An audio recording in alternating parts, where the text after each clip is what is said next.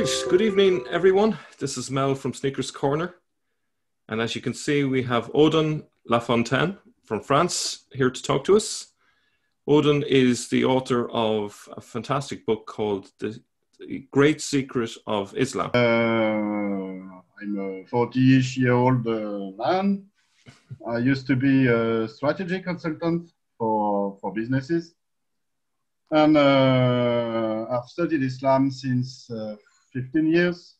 And with the help of my mentor, I could call him so, Edouard Marie Galez, who is a specialist, doctor in theology, and a specialist of Islam's origins. And he published a thesis in 2004 or 5 called Le Messie et son prophète, the Messiah and his prophet. You can look for it on his website, Roots of Islam True History. And it was a groundbreaking thesis. It was a huge thesis with so many information that the groundbreaking stuff was a bit hidden in it. And this groundbreaking stuff, I think, is a new exegesis, a new understanding of the Quran, based on the tradition of Eastern Christians who speak Arabic, but who do not abide by the Islamic understanding of the Quran. And then they can have a critique of the Islamic understanding of the Quran and look deeply into it. He worked with Antoine Moussali, and there were many Eastern Christian scholars. We can name Christoph Luxemburg, for example, who is very well known nowadays. So just to clarify, he worked with Gallet, was that right? No, Luxemburg did not. I don't think he worked with Gallet. No, with Galez, but Galez took his work into account. Okay. Yeah. Galez's mentor was Antoine Moussali, Lebanese priest, who was a teacher of Arabic at the Algiers University, and he was not a Hufas because he was not he was a Christian, but he knew most of the Christian by heart, most of the Quran by heart. And with him, they pointed at some contradictions and discrepancies in the Quranic text that led him to understand that the Islamic reading of the text is wrong, that there is something artificial in it, and they were able to uncover the raw sense, the original sense of some of the passages, maybe most of the Quranic text. I read Galez's thesis. Then I met him, we became friends, and I made with him a sort of vulgarization of his work, which was the Great Secret of Islam. I published it in French and in France in 2014. And its French title its French title was, you were about to say earlier on, and I cut across you. In French? The title is Le Grand Secret de l'Islam. Okay. And it has also been translated into Arabic and Persian. Wow. You can find the translation on my website. I have 2 websites, a French one and an international one. French one is legrandsecretdelislam.com. Yeah. And the English one is thegreatsecretofislam.com. Yeah, great. And so this was published in 2014, but I've kept on working on the topic of Islam's origin. I've come close to some Inara scholar. Your former video that was a member of Inara. I'm not a member of Inara, but I attended to some of the conferences of Inara. And I've befriended its director, Robert Kerr. Robert Kerr, yeah. So just for those who maybe are not familiar, Inara is a group of academic scholars who are studying the origins of Islam. And exactly. It has been initiated by Karl-Heinz Ohlig, Holy cow. Manfred Kropp, Markus Gross in Germany. Yeah. It is linked with the Saar University. Yeah. There is a group of academics who really make Inara, and also some guests. So, as Guillaume D. They tend to be writing in German, is that right? Or do they have some of their works in English? French even. It is an international project. Yeah. And they work in English, in German, and in French. Is Angelica Newitt in that group by any chance? Is Angelica Newitt, Dr. Angelica or Professor Angelica Newitt? Or not she? Not really. Angelica Newitt is not very. Her line, her thinking, her theories are not really close to those of Inara's. Yeah, yeah. But you see, in Inara, what is nice, they're not. There is not a unique way of seeing things. Yeah. Karl-Heinz Ohlich has his own theories about Islam. He thinks it comes from Central Asia, something like this. Yeah.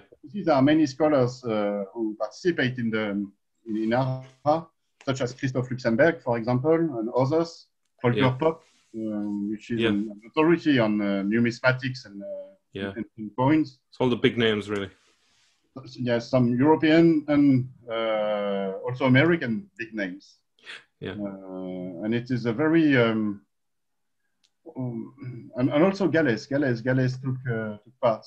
He published some article in Inara's publishings. The last one will be the last one. Yes, it will be published, I think, next January. And it is an article about the Muhammad occurrences, the 4 Muhammad occurrences in the Quranic Texts, and the Ahmad also mentioned. Wow. And Gales claims that all of those mentions are interpolations. They were added to the original text. Wow, that's a big thing to say there, really. Yeah. Yes, that's really that's really a grand statement. Yeah. Because if you have proved it, if you prove it, what does it mean then? What does it mean about the Quranic text? You have no. Was it Muhammad? Yeah. Why did some people need to add Muhammad in the text? Yeah. Well, without Muhammad in the text, you have no link between the Quran and Muhammad, and that's a game changer. Like yes, of course. Already we have, a lot of people, we have a lot of videos on our channel which suggest that Muhammad is actually just a reference to Jesus to begin with. But if it's a later interpolation, then that means that you can just throw those verses out as not being part of the original. Mm-hmm. Yeah. To be honest, I think I don't completely agree with Gales, because I think one of those interpolation is not one of those mention is not an interpolation, but it was in the original text. I think so, and I think it points to Jesus. Yeah. As being the Muhammad. Yeah. In the text. Yeah. But there are many interpretations that can be possible. Yeah, I just want to say in passing that, you laughed when I mentioned Angelica Newitt, but one of the reasons why we wouldn't expect her to be in that group is she tends to go towards the traditional line rather than the more skeptical line. Would that be fair to say? Oh, yes. No, it's not because of her hairdo. It's much more serious than this. It's because she's she's too close to the tradition, and also there is something odd with her. You see, she was the student of Anton Spitaler, German scholar who worked with the Third Reich, who was the Islamic scholar for the Third Reich, and he had a very vicious view about Islam. I think so. This is only my opinion. Yeah. He wanted to use Islam as a tool for world domination. this was the way Hitler's and the Third Reich view Muslims and Islam. And he lied about the destruction of some very old manuscripts and microfilms of manuscripts.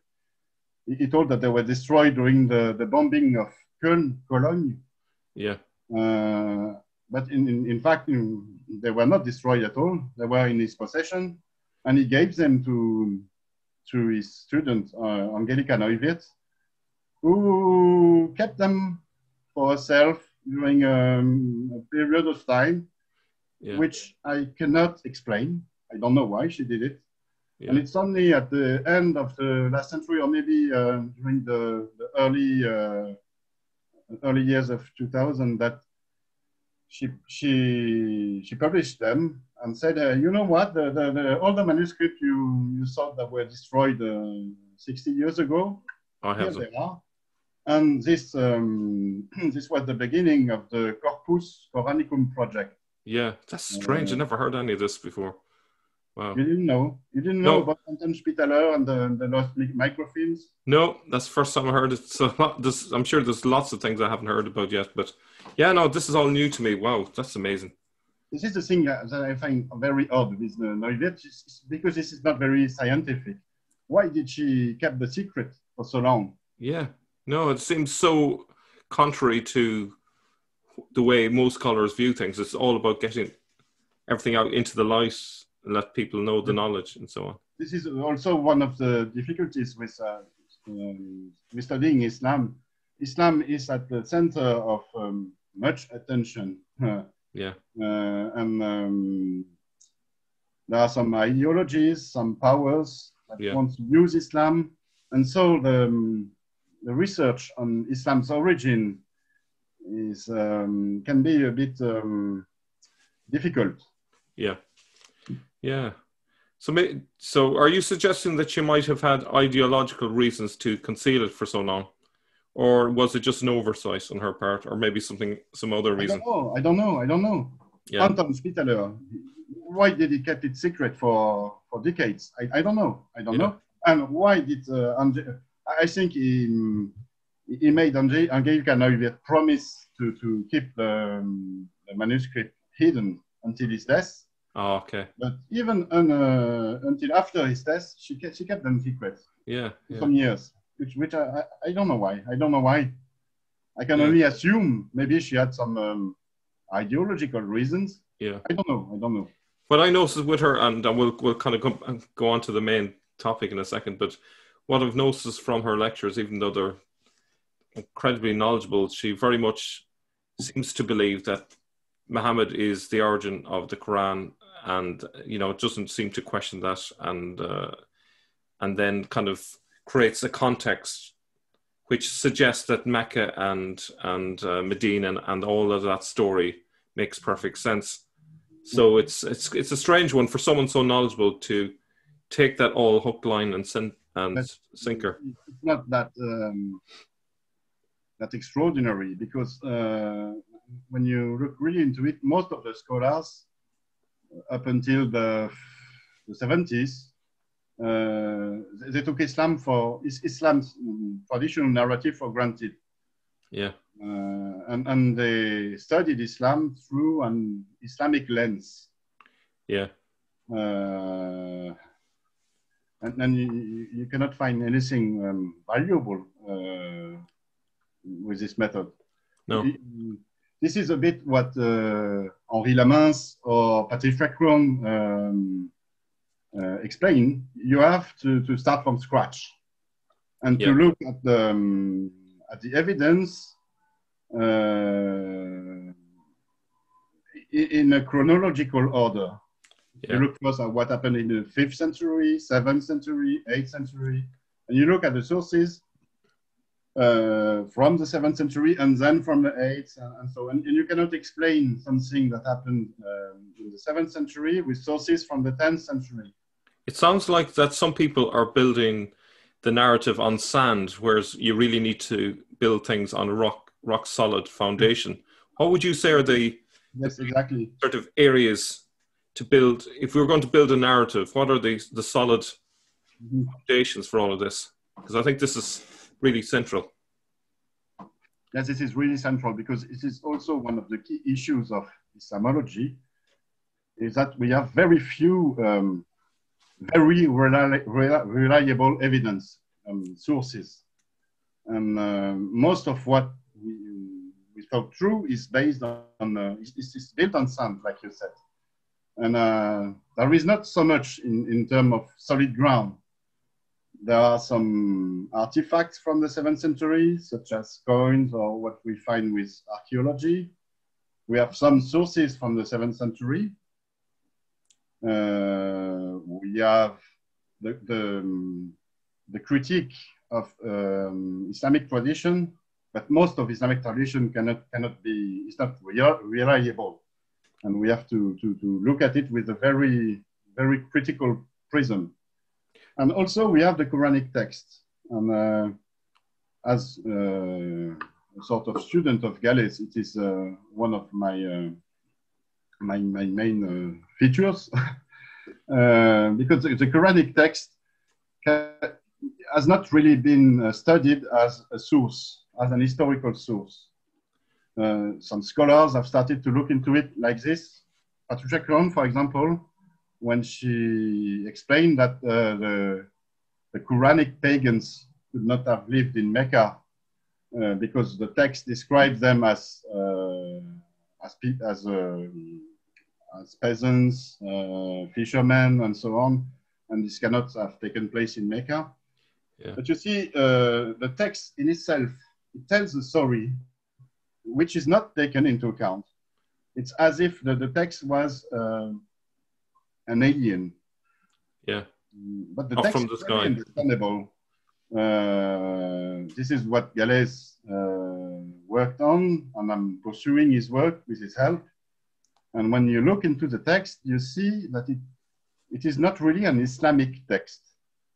Wow. Yeah. So it's a very strange statement, a very strange claim, because of course it is a sacred text of the Muslims. But literally, it is not Islamic. It dates from before Islam, and it has been Islamicized by the tradition. And when you look at it without the tradition concepts, the tradition categories, the tradition reading, you have a very strange text, which speaks about Jews, mushrikuns. We don't know. We don't really know what mushrikuns are. Which speaks about believers. Which speaks about places. Which speaks about events. And when we have a sort of global reading of the text, global exegesis, there we can make sense of it. When we look, for example, at the expression "people of the book," al-kitab, and you look at all of the dimensions of the people of the book, you see that it defines a certain category which cannot be what Islam tells us that it is. It is not, when you look at all of the mentions, all of them, it cannot be Jews or Christians or Muslims. You are forced to consider that it means, and it can only mean Jews in the sense people of the Torah, people of the, not of the Bible, but the Torah. Sure. And when this is established, you can go on with the reading and see that among the people of the book in the text, the Quran divides them between two categories, the good ones and the bad ones. Yeah. The good ones are the vast majority, and the bad one, the bad ones are the vast majority of them, and the bad one is a very small group, which is said to be friends to the believers, to the one who listen to the preachings that are noted in the Quranic text, and we can then define who are the good one, and who are the bad ones. We see that the bad ones are the one who committed an horrible sin. They covered, which is the Arabic root KFR, they are kufars, kufa. Yeah. They covered the Torah. And so they change its meaning by covering the text with something else. Like a new meaning. It's a new meaning. And this is exactly what the rabbinical Jews have done with the Talmuds. The Talmuds are a new layer which is placed upon the Torah, which is placed upon the sacred text. And the Jews nowadays, the Jews in the 7th century, they read the Torah through the Talmudic interpretation. And this is what is the great accusation to those bad Jewish people in the Quranic text. And on the contrary, it defines the good Jews as being the one who don't cover the text, so they are not the kufars. Yeah.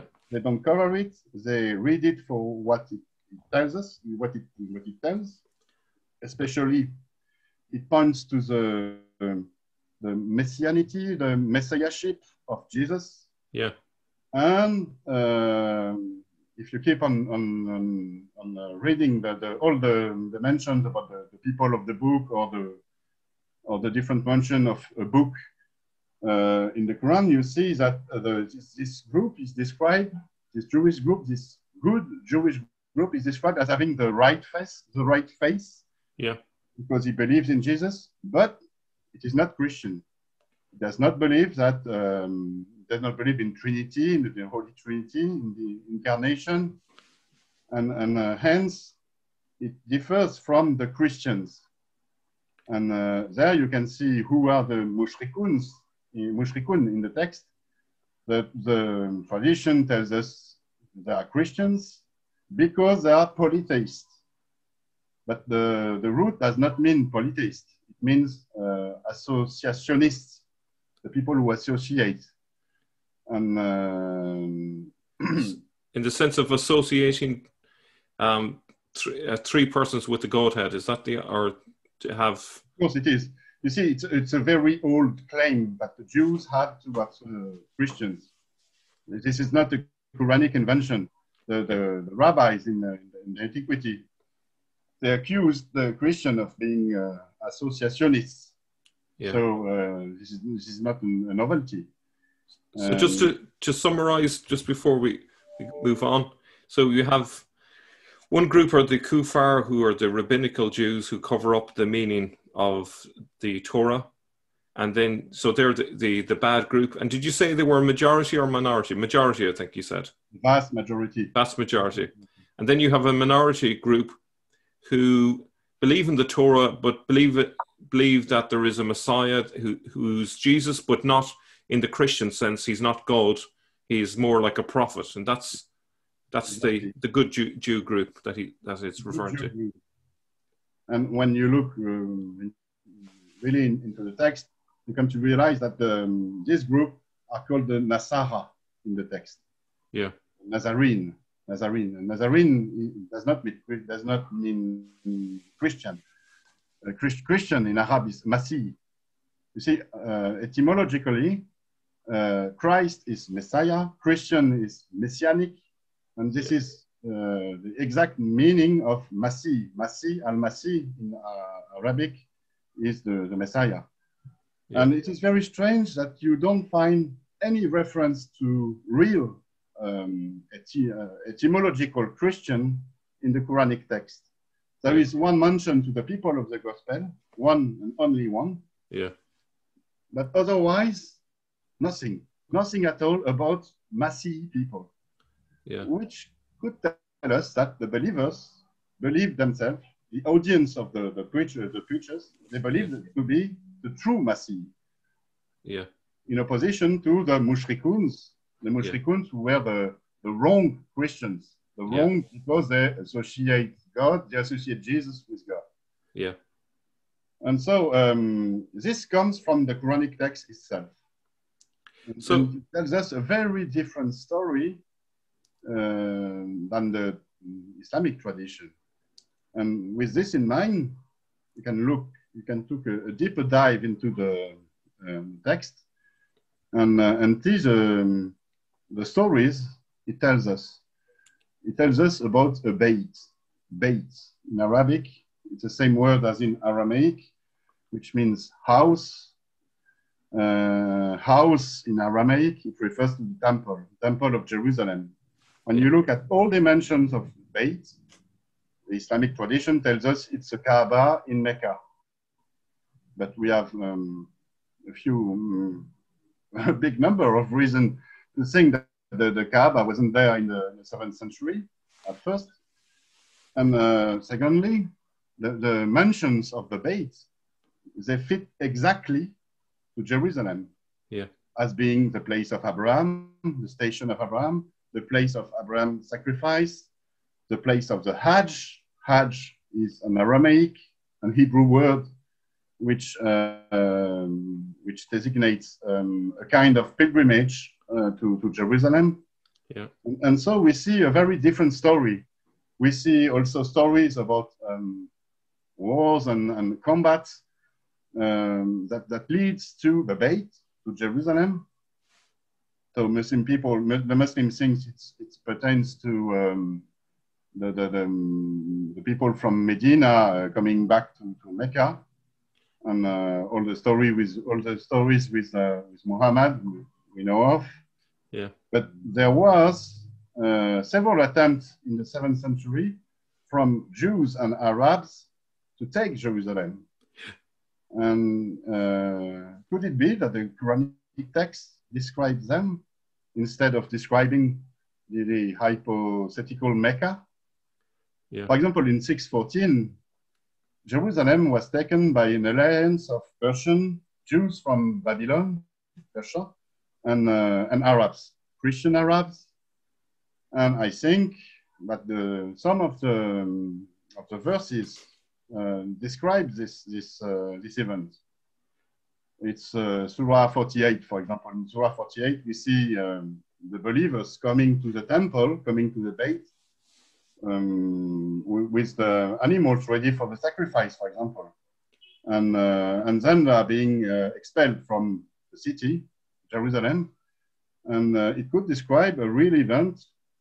It could be that the Judeo-Nazarenes and their Arab partners took Jerusalem with the alliance, with the Jewish-Persian alliance.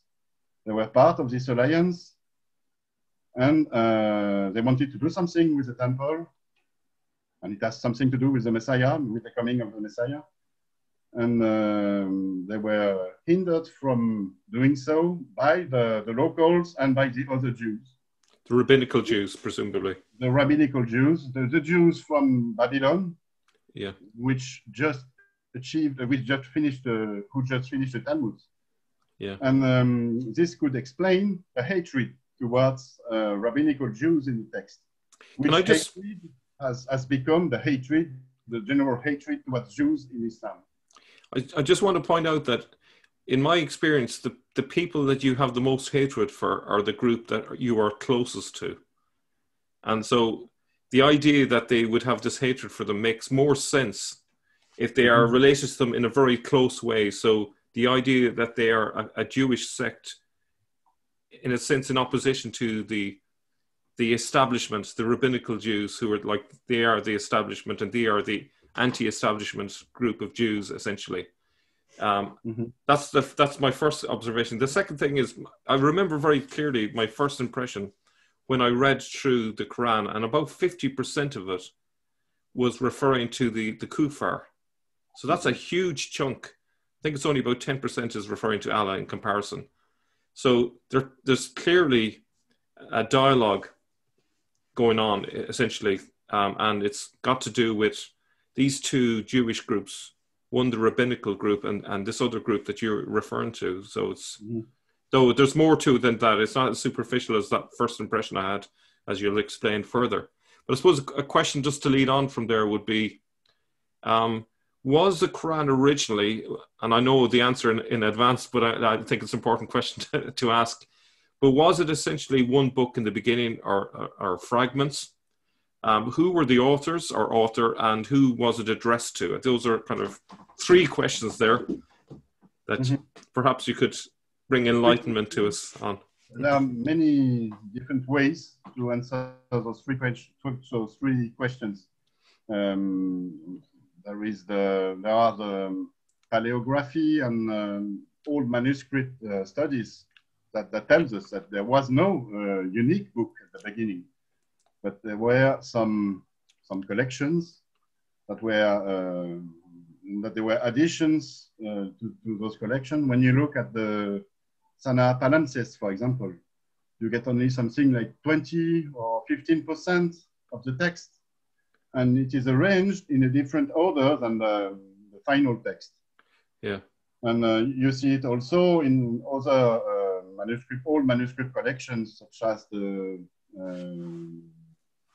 I've got a memory hole, but everything is in the book. Yeah. Right. But you see it in the other collection. You see that the percentage of the text grows in time. Yeah. It tells us that there has been a process of compilation, addition, and addition to the text. This is one way of answering the question. The other is the study of the text itself. What does it tell us? What does it tell us? And we see a patchwork. We see many pieces, very different one from another. We find some sources to those pieces. Guillaume D, for example, D-Y-E, who is a top-notch Quran scholar, really one of the leading scholars in the world nowadays, has founded many sources to some verses. Sources which are Jewish tradition texts, midrashes, Aramaic Christian texts, and so on. Yeah. And it is a very compelling evidence that the text was a sort of collection, an editing. But there is something more in the study of the text. It is the meaning of it. When you look at it, you see a preacher or some preachers that preach to believers. And you just have to look at what they tell us. Yeah. And you see that it's also a patchwork from different preachers or different preachings that have been compiled together. And there are some contradictions, but it also explains why the text is so elusive to the Bible. The preacher preaches to people who knows the Bible. For example, he preaches about Bible stories. He tries to make some sort of lessons from those texts, from the Bible to the audience, pertaining to the context. For example, they just had a defeat, military defeat. So the preacher alludes to a biblical passage, and it's supposed to cheer the audience up. For example, the story of Joseph is told in a bit like this. It is told to give a sort of a lesson to the audience according to what the preacher and the audience are living in the 7th century context. So it is not a new version of the story of the Bibles. It is a sort of adaptation done by the preacher, which explains why he is so, it is not the Bible, why he is not so knowledgeable of the Bible, why so many things are odd and not true to the Bible. It's because the preacher is an Arabic preacher. He has been taught the Bible, of course, but he does not know it as a Christian or a Jewish scholar would. And knowledge, essentially. And so when you look into the text like this, you see a different meaning. for example, the satanic verses, which is a very a point of strong controversy, and the controversy only comes when you have into mind that the text is supposed to be divine. If the text is divine, then those verses could only be satanic. But if the text is not divine, if it is only a preacher who preaches, what do we see in those satanic verses? We only see a preacher making fun of some superstition of the audience. Yeah, yeah. It has nothing satanic about it. Yeah. It's only fun, it's only mockery. Yeah.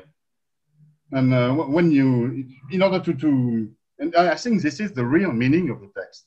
Yeah. The literal meaning of the text. And it tells us a lot about what happened in this community of Nazarene Jewish and Christian, former Christian Arabs. And this is one of the main solid ground on which you can build historical hypotheses. Can I just otherwise you build on tradition, and tradition, we know now that it is not historically reliable. Yeah, can I just ask, okay, so there are passages which are from preachers, on-the-ground preachers to their audience, but there's also seems to be passages, according to your book, which are from, if you like, superior preachers to superior, or what's the word, inferior preachers. So it's instruction to future, yes. Let me see, apprentice preachers, let's say. Master preachers to apprentice preachers. To a student preacher. Yeah. Or preachers who... yeah, that's probably a better way of putting it. Exactly, because when we look at the text for what it really is, sometimes it is sort of notes from a preaching scene. Something has been preached and someone has taken notes. But mostly we see notes, we see a preparation, instructions for preaching. When you preach, say this. Don't say this. Say this in this kind of situation. When you will encounter Jews, tell them this. And those are instructions from a master, a teacher. And it might be then, once we have come to understand that there was a Jewish Nazarene community, which was very close to the Arabs, it might be that there were those teachers, or some of them were teaching some Arabic preachers their faith. And it is what we see, in fact, in the Quran. We see a preacher teaching a Jewish Nazarene faith creed to some Christians, to some Arab Christians. He tells them about Abraham, he tells them about Moses, he tells them about Jerusalem, he teaches them the ways of the pilgrimage to Jerusalem, he teaches them how to make the coming forth and back between the two hills, Safa and Marwa. And by the way, Safa is a Jewish name for the Mount Scopus in Jerusalem. Yeah. It is the way that Flavius Joseph, I don't know the English name. Josephus. Flavius Josephus, he describes this Mount Scopus in Jerusalem as being Safa. And Marwa, of course, it is the Mount Moriah, which is a temple mount. Fantastic, yeah, that's important. And we see lots of teachings like this in the Quran. For example, the Christian Arabs are taught to abide by the kashrut, the Jewish laws for cooking and eating, in order to have them join the new community formed by the Jewish Nazarenes and the believers, the Arab believers, as the former being the sons of Abraham and the latter being the sons of Ishmael. By the way, the Arabs being the sons of Ishmael, it is not a Quranic invention, it is a Jewish invention. The first mention of it is in the book of Jubilees in the 1st or 2nd century. and it has been a common topic, a topoi, of Jewish apologetic towards Arabs to convert them to Jewish faith, because in the antiquity you could still convert to Judaism, and it has also been a Christian topic, Christian apologetic topics towards Arabs to convert them to Christianity. Yeah. And so it is not something new. So it's a method to make them become proselytes, essentially, converts to this belief system.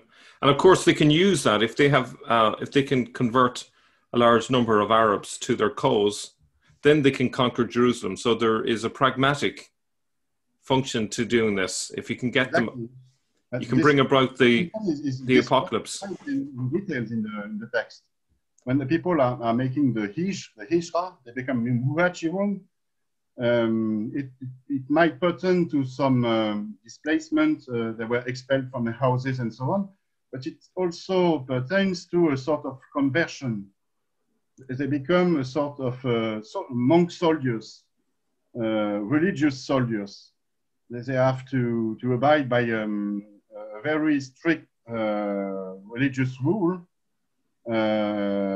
such as the kashrut, for example, and other stuff. But it's mixed in the Quranic text.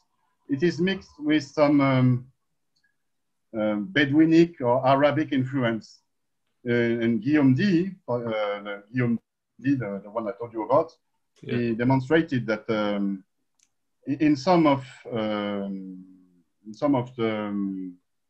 the ascetic, he calls them ascetic rules that are taught in the Quran, we found in the middle interpolation that cannot be from the same source. We have passages in the Quran where the believers, the muhajirun, are told to be charitable, chaste, for example, but they can also have 4 wives and sex slave and so on. And we see that the 4 wives and the sex slave is an addition. There are two passages in the Quran. I think it's Surah 23 and 70 something, which feature the exact same addition. There is a chastity rule, yeah, and just after kind of interpolation. The interpolation which softens the rule. Yeah. And then you see that the text, and which will also answer some of your questions. The text has not been been conceived as a whole text. It does not date from one particular period of time, or 1 or 2 or 3 particular authors. The text comes from a long process of editing, compiling, addition, corrections, and we have different layers in the text. And so we cannot, with lots of different authors then, presumably. Lots of different authors, yeah, which makes it a very complex text. You see, I have done some explanations here, talking about the good Jews and the bad Jews. But when you look at the text as a whole, like I did, you see this. You see that there are, for example, 95% of the mention, for example, for the good Jews by Jews, which fits with my definition, and 5% that don't fit at all, yeah, and that they cannot be from the same author. There's something odd with them. For example, when you look at the way that Surah 9 speaks about the mushrikun and the kuffar, it is not the same way at the beginning of the Surah 9. It is not the same way as those are described in other surahs. Yeah, very strange. Yeah. There is something new. It's like another author has written this text. Yeah. So presumably, with so many different authors, the way this would come together is that at least for a period of time, they all had a common mission, which was the bringing about of the apocalypse with the Messiah returning to Jerusalem. And then gradually over time, the mission changed. And because of that, the meanings of words changed and interpolations had to be added to fit with a new narrative, which wasn't the narrative.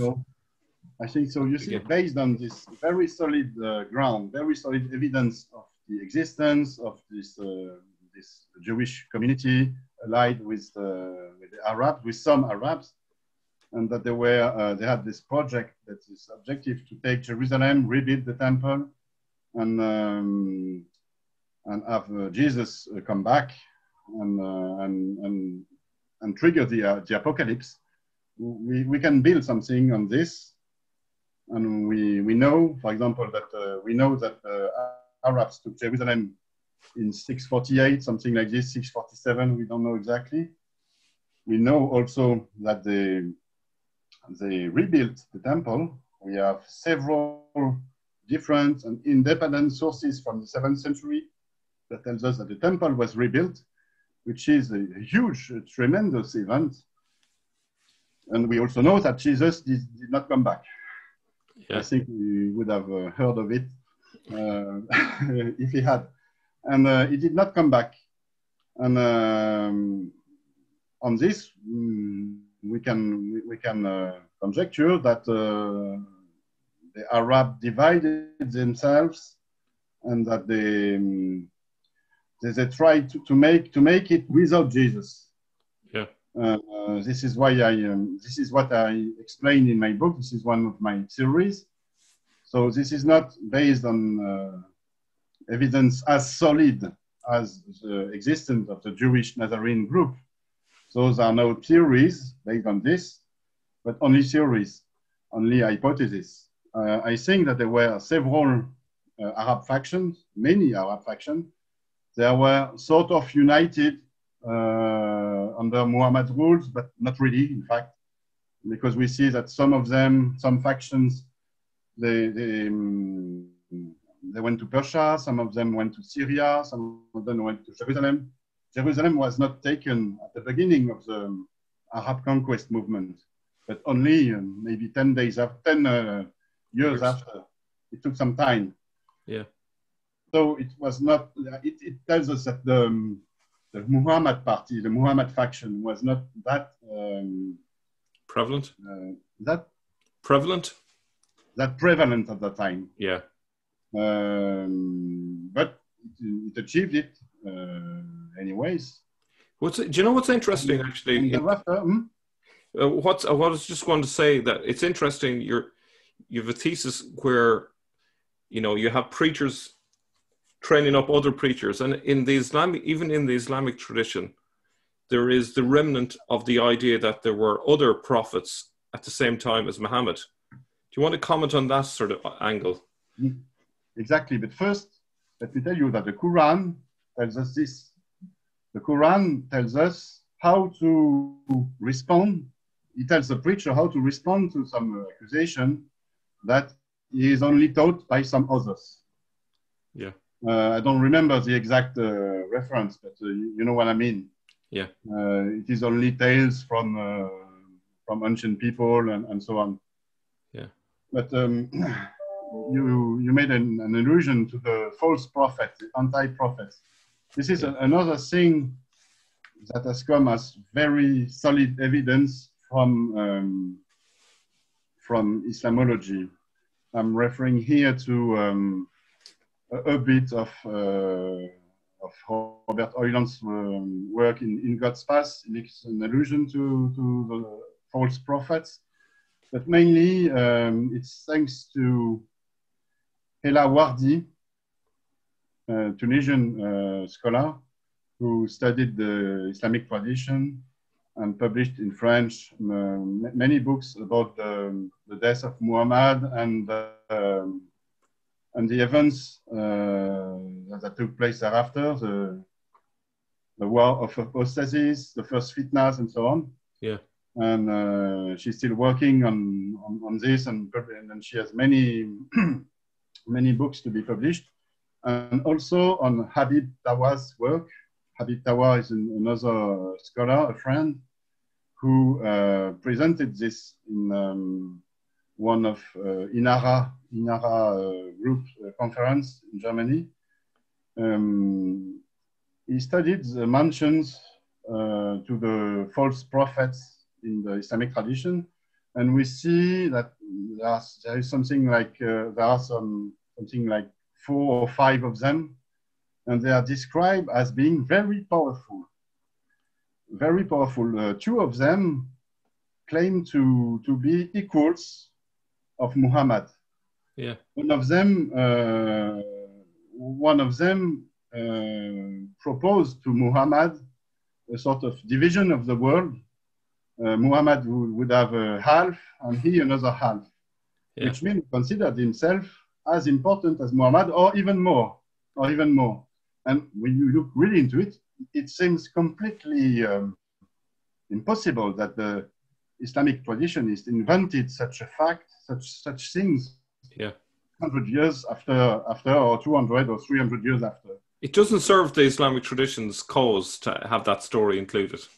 Yes, and it is not about the embarrassment criterion that that was discussed, for example, between J. Smith and David Wood about Muhammad's conduct. Yes, much more important. Yeah, and from this, we can establish that there were several Arab factions, several Arab parties.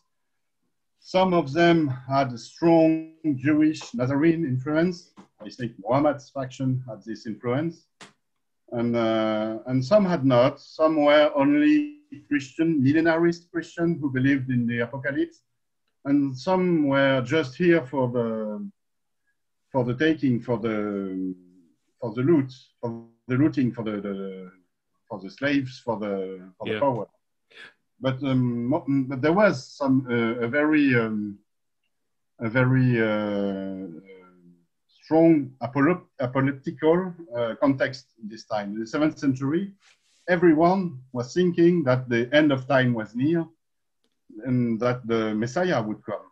The Jewish people thought that the Messiah, for them, it cannot be Jesus, but the time of the Messiah was near, and this is why they tried to build the temple in 614, for example, because they wanted to trigger the coming of their Messiah. But the Christians also were thinking that the apocalypse was there and that Jesus would come back. And this has been established by looking at old Aramaic texts from the 7th century. There has been a very important book that has been published last year in France, Le Coran des historiens, the scholars' Quran, which is a collection of studies, articles from different fields. And one of the scholars is Muriel Debier, who is a specialist on Syriac Christianity from this time. Yeah. And she established that many of the small surahs in the Quran, the apologetical surahs, are in fact Christian texts, or they are Christian adaptation from those Aramaic Christian apologetical texts. Yeah. And when you take all of this into mind, several Arab factions, an apologetical context, and the project to take Jerusalem, you kind of fit the pieces together, and you have a much more clearer view of the events that took place in the 7th century that later on will give birth to Islam. And you see also that Islam as a religion was not there at this time. Islam as a religion is a creation maybe from the Umayyads, I think mostly from the Abbasids. But you see also that the ideas, the backbone of Islam was there at this time. And the backbone was the idea that Jesus would come and establish God's kingdom, the reign of God. Yeah. And there was a deception.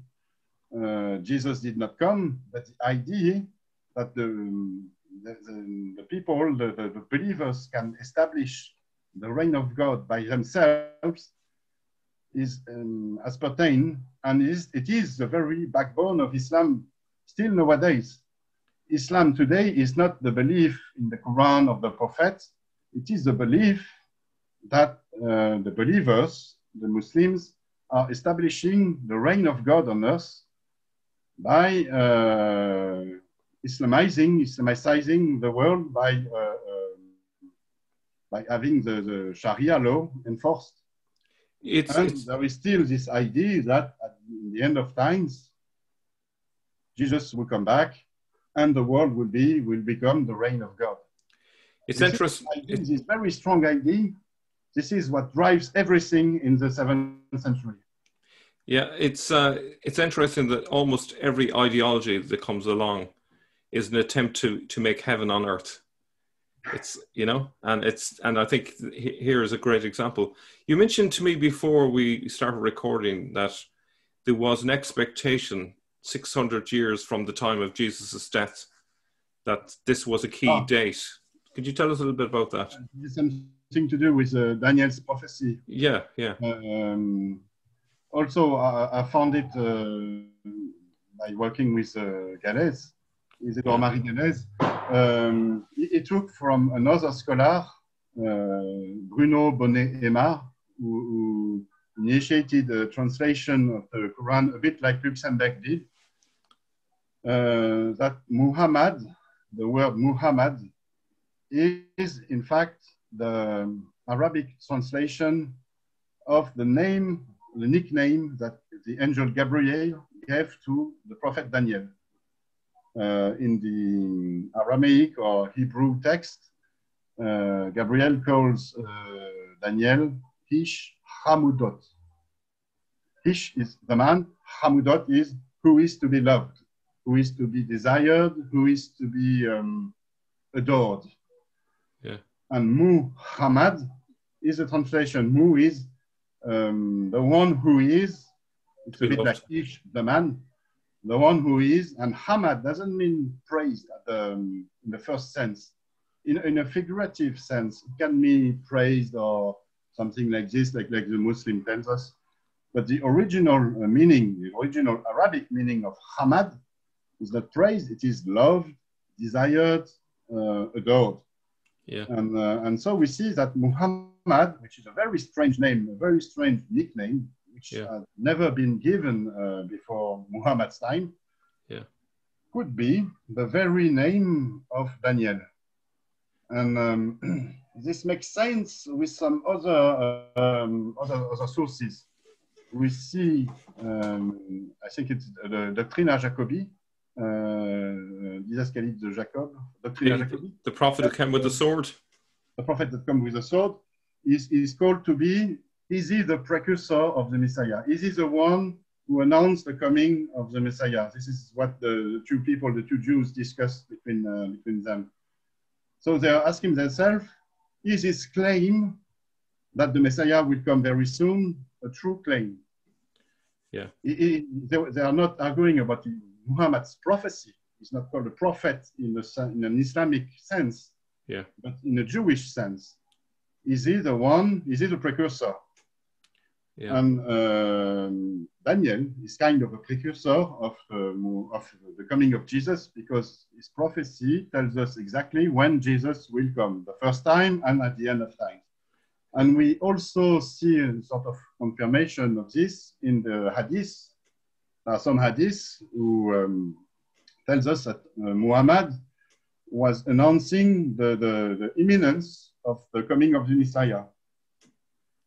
Yeah. He was not announcing a Messiah that would come at the end of the times in 2000 years, but he told the believers that the coming of Jesus was imminent. Yes. Imminent. It's surprising that survived in the Hadith, considering it was easily contradicted. It's very difficult to obliterate an oral tradition. Yeah. you cannot, in order to destroy it, you have to kill everyone who has this tradition in mind, in heart.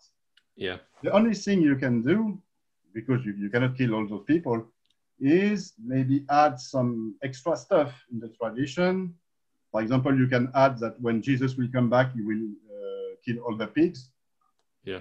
Example. Or you can hide the tradition in a forest of other tradition. Yeah. Yeah. Of ridiculous and ludicrous other traditions. Yeah. That will be lost in the foliage. Be lost in them. But yeah. Nowadays with computers, nothing is lost.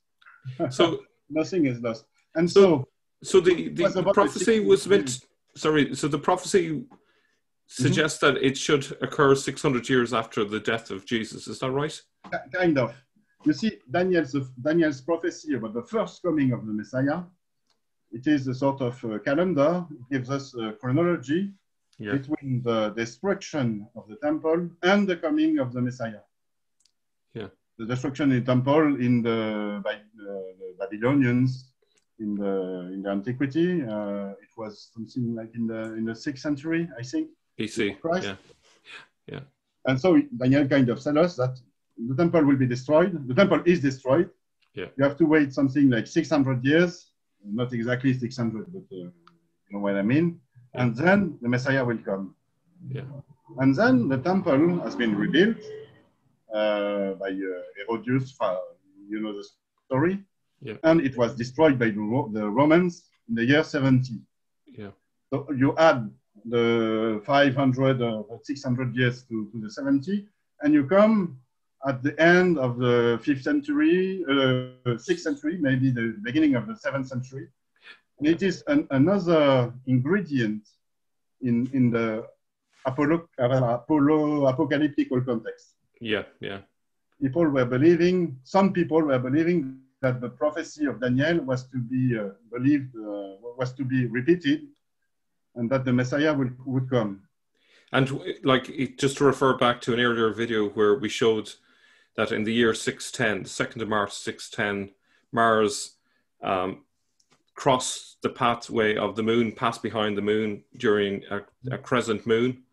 That would symbolize war coming from Sasan, because the crescent moon was the symbol of Sasan. So that could have added to the overall apocalyptic mood of the time, because four years later, you have that confederation of Arabs, Christians, and Jews who go across to conquer Jerusalem. So it kind of fits to a piece. To explain why all the Jews of the Levant, of Palestine, Syria, rebelled against the Byzantine Empire at this time. And all of them, I think mostly all of them rebelled, which has never happened in history before. Yeah. Okay, sorry. Yeah. Okay, so I wonder, is there anything that I've left out? So we have the various groups. So we believe that the Quran was written essentially by preachers to preachers or to their main audience. Now, what's interesting and something we haven't brought up yet is that in the Quran itself, it refers to the Quran as if it was another book.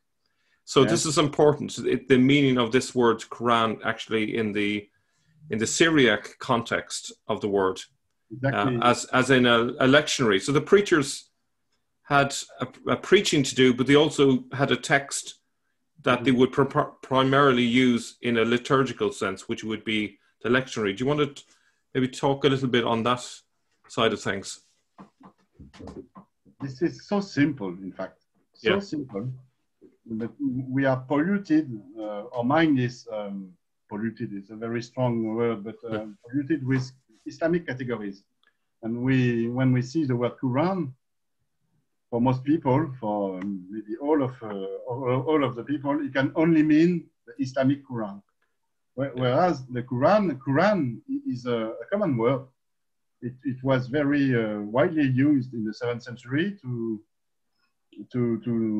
name religious books, lectionaries, which were some kind of digests from the Bible, from biblical texts, psalms, hymns, and prayers.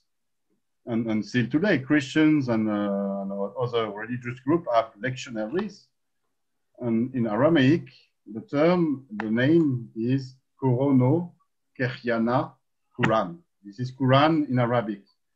Yeah. And when you read the Quranic text and you read mentions about the Quran, it refers to a lectionary, which is not the Quran itself, which is another book, a religious book, which I think had been written by the Jewish Nazarene to convert the Arab to their faith.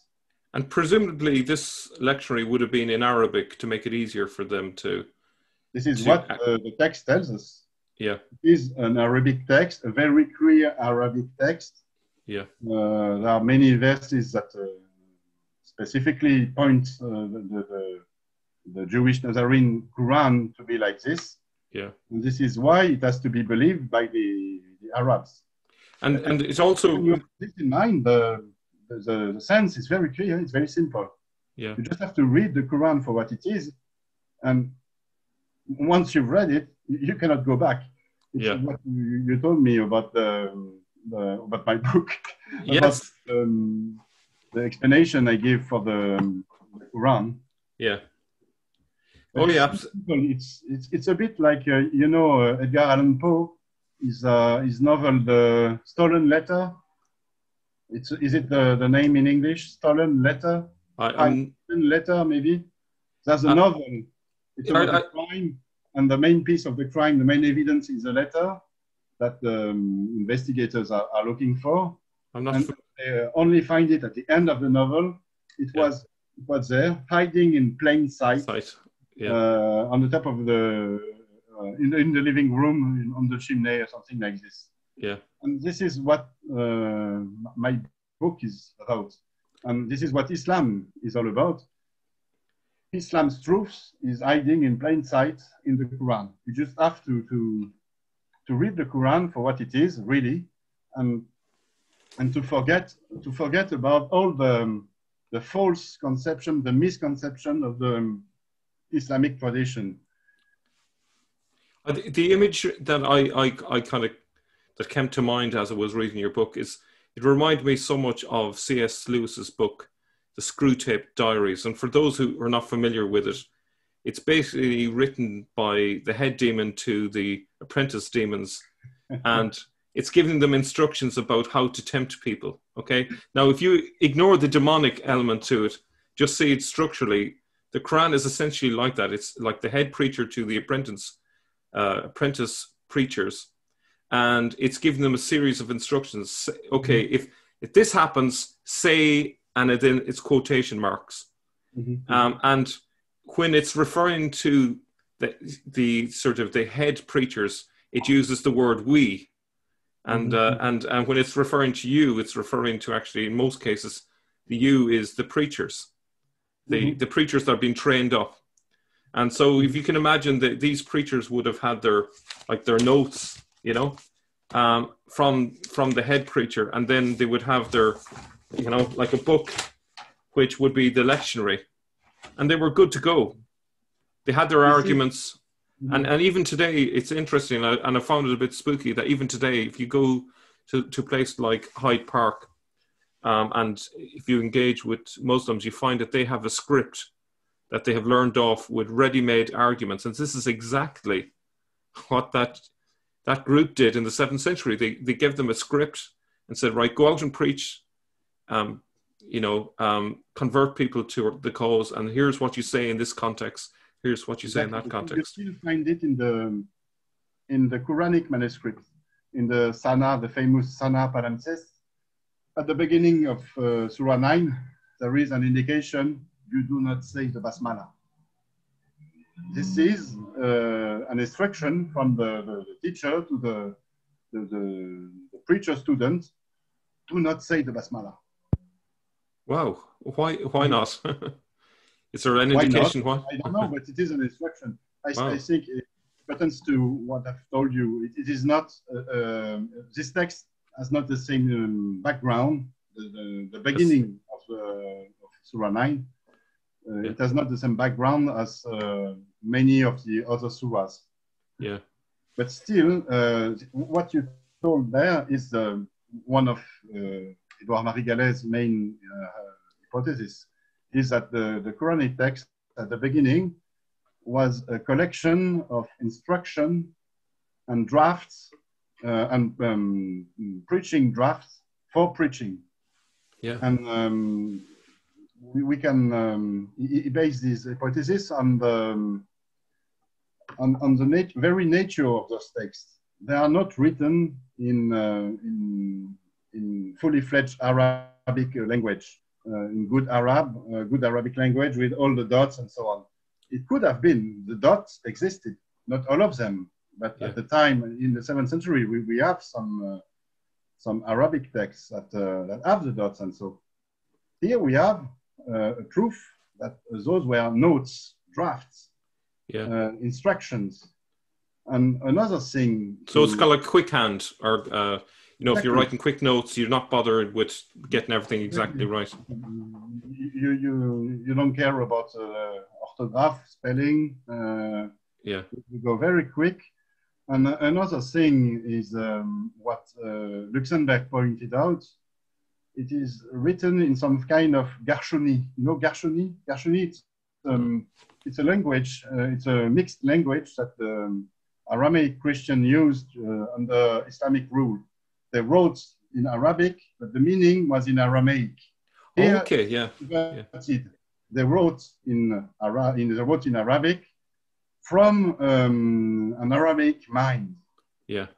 But the sense was meant to be in Arabic. Yeah. And so this is why we find so many Aramaic words in the Quran, in the text. This is what Luxembourg started to unravel, and what Robert Kerr, especially him, pointed out in a very important article, Aramaism in the Quran, which you can find on his academia page. It was published with the Inara group, and he explained that all the religious vocabulary of the Quran, all of it is Aramaic. That's a huge find, isn't it? A huge finding, and it's not it has not been translated into Arabic, but it has been directly written into Arabic. Yeah. And we can prove it. We can see the proof of it with the fact that the tradition has given new meanings to some words. For example, Messiah, Mashiach in Aramaic has been written as Al-Masih, in Arabic. And the Islamic tradition has given the word another meaning, because it tried to explain it with the Arabic language, in which it is a bit the same like in Aramaic. It means the one who has been oiled, and in the literal sense of it, it's chosen one. When you do this, you heat, rub hands. That's the one that has been rubbed. Okay. The one that has been rubbed. Yeah. This is the meaning of the Hebrew Mashiach, Aramaic Mashiach, and also the Christian Arabic Masih. He is the one that has been rubbed with oil. Oh yes, because it's anointed one. He's been christened. He becomes the Messiah. That makes sense. In Arabic, there is the same root, which means rub, but the tradition is they don't understand the word Masih as being the one that has been rubbed, but the one that rubs. Right. And so they have invented stories about Jesus rubbing some cows, something like this. Yeah. So he rubbed something. So he is the rubber. So he is Al-Masih. Yeah, and that's a big diversion from its original meaning. Many of those Aramaic words in the Quran, they invented new meanings. Yeah. And another very compelling evidence is the mention to the wine, the interdiction, the forbidding of wine, and a mysterious thing called MSR. MSR. Is this at the beginning of some surahs, is it? Are you referring to that?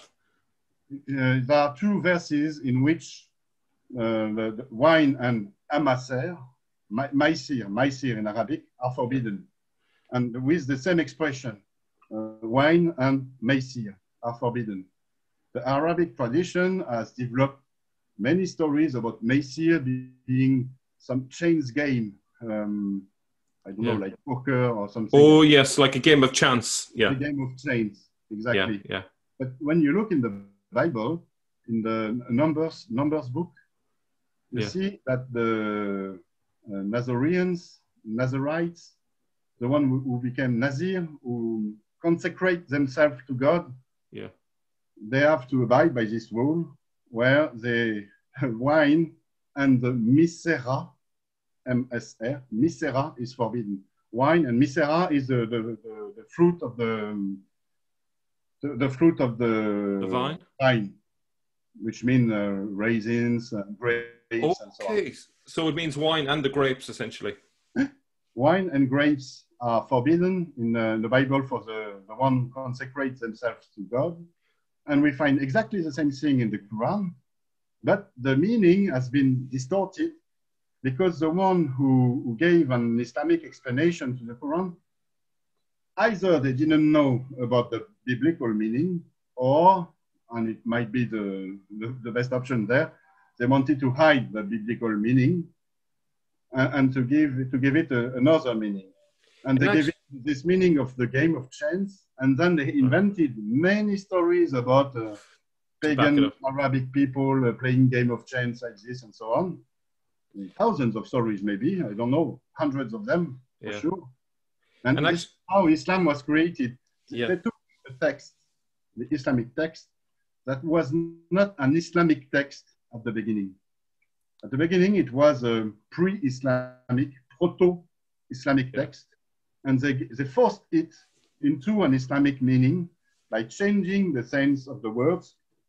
For example, people of the book, the meaning has been changed from people of the Torah into Jews or Christian or Muslim.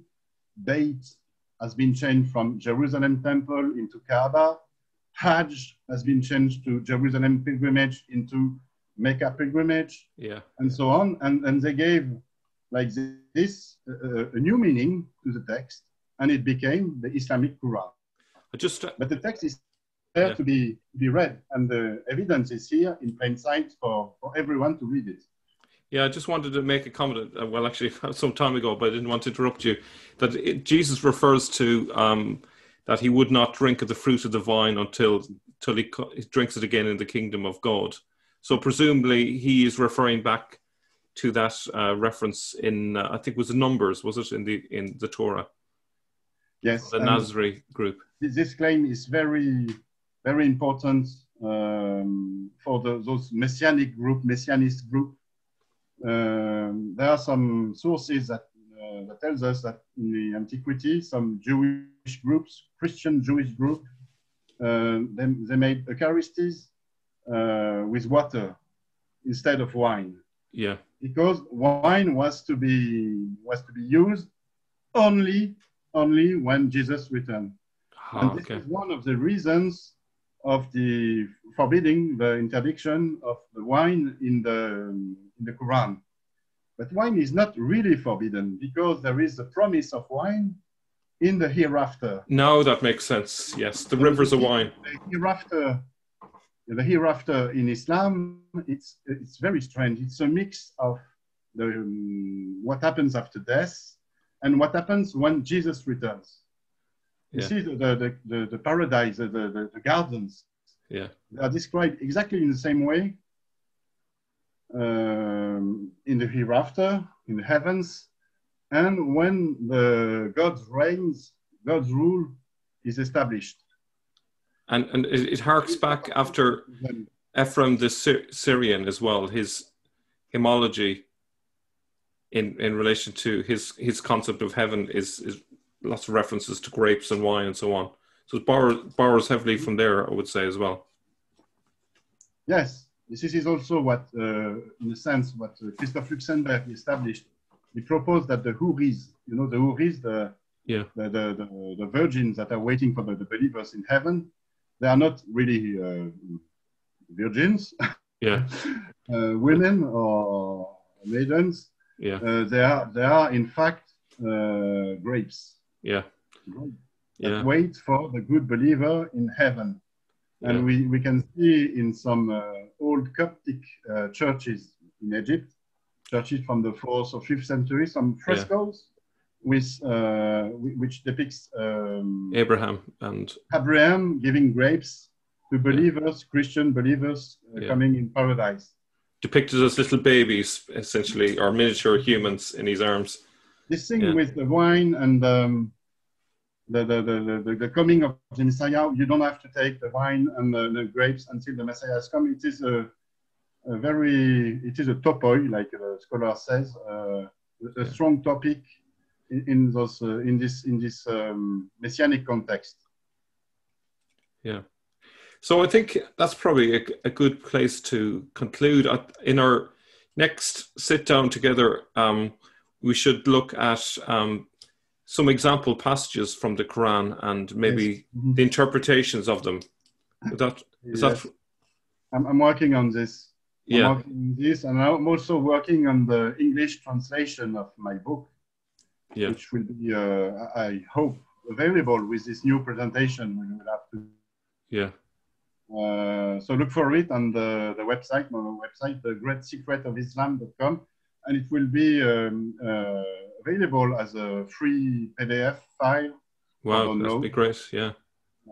This is what I have done with the French edition, and for some of them who want it, I will make an Amazon edition also.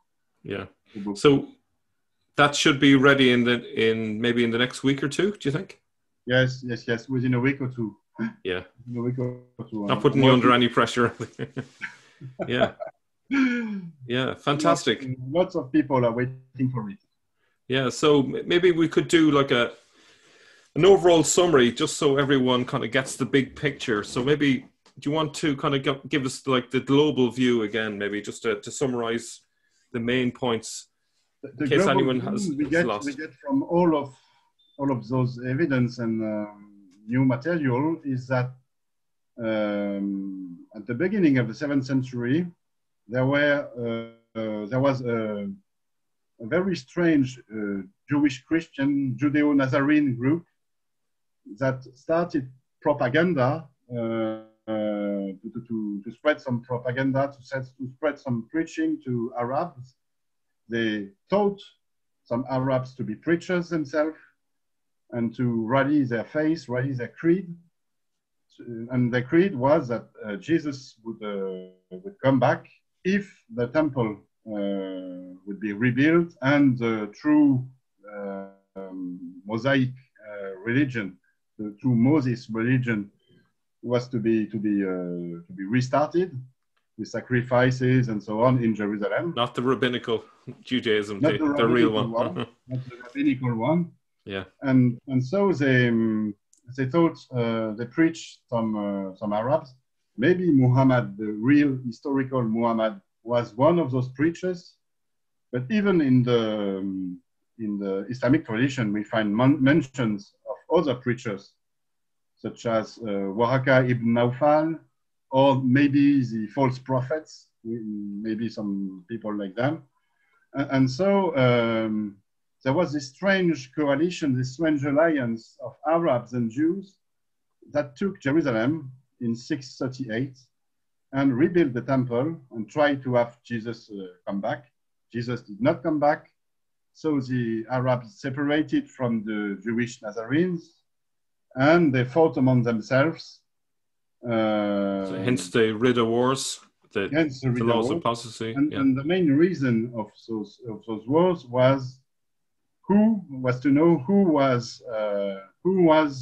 to establish the reign of God, who had messianic powers to establish the reign of God. Jesus did not came, but the Arabs are in place. They had the power, but did they have divine power?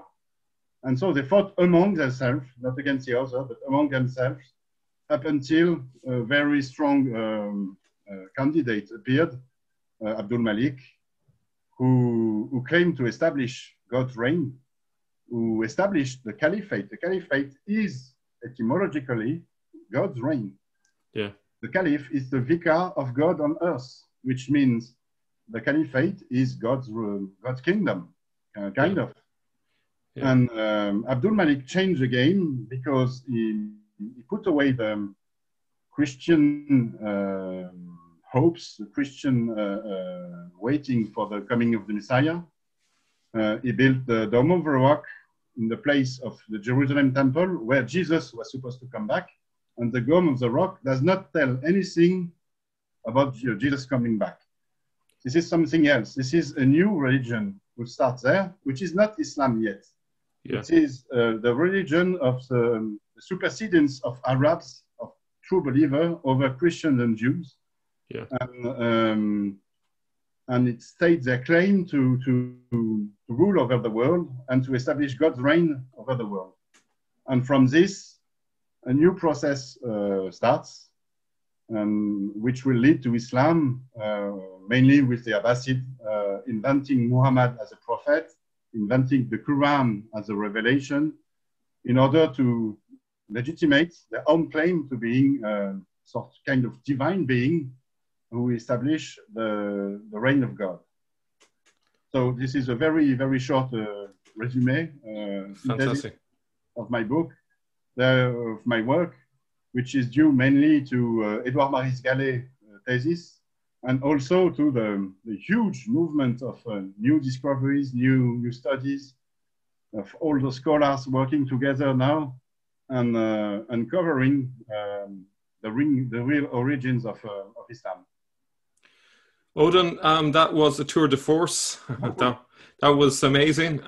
You've definitely opened up my eyes with both with your book and also with your presentation today. And I'm sure there will be many people who would be incredibly grateful to all that hard work that you put in over the past 15 years and the fact that you've delivered to us an amazing discovery, really, and it will change our whole outlook in terms of the origins of Islam. And it's a great foundation. You know, we spoke about the rock foundation, not the quicksand. And I think you've really pushed us towards that rock foundation. And I think there's going to be exciting days ahead as we build on that foundation. So Odin, thank you so much. And I look forward to bringing you back when you're ready. Thank you. Thank you, man. Thanks a lot. Yeah. I would be thankful enough. And I would also like to thank you on behalf of all the viewers. We owe you a lot. Oh, de rien. Merci beaucoup. Thank you very much, Odin, and talk to you very soon.